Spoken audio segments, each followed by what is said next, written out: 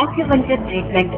ఆధునిక చికిత్స అనేక కొత్త పుంతలు తొక్కుతున్నా ఈ పాత వైద్య విధానానికి ఇంకా ఆదరణ లభిస్తూనే ఉంది.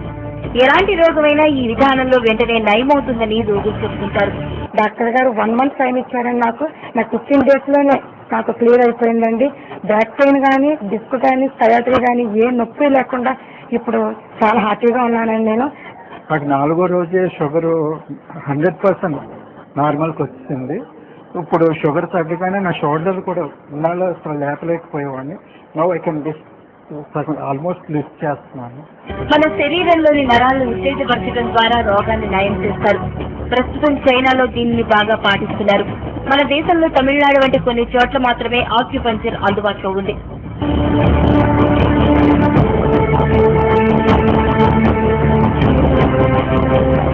మన శరీరంలో కంటికి కనిపించని మార్గాల్ని ఛానల్స్ అంటారు. ఇవి 900 వరకు ఉంటాయి.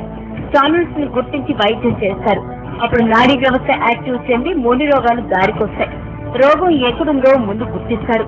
అక్కడ సూదితో గుచ్చి మిషన్ కాయంతో విద్యుత్ తరంగాల్ని శరీరంలోకి పంపుతారు. ఆ విధంగా రోగం దారికొస్తుంది. తూర్పుగోదావరి జిల్లా కాకినాడలో డాక్టర్ రామకృష్ణంరాజు ఈ థెరపీ ద్వారా అనేక మొండి రోగాల్ని నయం చేశారు. పేషెంట్ కండిషన్ బట్టి అది అంటే ఒక్కొక్క రోగం ఒక్కొక్క వైద్యంలో బాగా తగ్గింది. అని నేను చేసి 100 సర్వీస్ లో ఒక్కొక్క డిసీజ్ ఏ వైద్య విధానంలో అంటే నేను చేసే వైద్య విధానంలో తగ్గుద్దో అదే డైరెక్ట్ వెళ్ళి త్వరగా అని క్యూర్ చేయడం జరిగింది. ఎవరికైతే మెడిసిన్స్ అయితే ఏముండవండి, డైట్ కంట్రోల్లో ఉంటుంది. కొద్దిగా డైట్ బట్టి ఇప్పుడు మీరు ఆక్యుపంక్చర్ అడ్వాన్స్ స్టేజ్ బట్టి ఎలక్ట్రో ఆక్యుపంక్చర్ కనిపిస్తుంది. పెయిన్ అనేది ఏముండదు. క్లినిక్ ఆక్యుపంక్చర్ అంటే కొద్దిగా పెయిన్ అనేది చూసినప్పుడు అయ్యి ఉంటుంది. గుండె జబ్బులతో పాటు బీపీ, షుగర్, క్యాన్సర్, మెదడు సంబంధిత రోగాలతో పాటు దీర్ఘకాలిక, స్వల్పకాలిక వ్యాధుల్ని నివారించే వీలు కలుగుతుంది. పైగా ఫీజు విషయంలో డాక్టర్ కృష్ణరాజు పెద్దగా డిమాండ్ చేయరు. దీంతో రోగులే తమకు తోచిందిస్తూ ఉంటారు.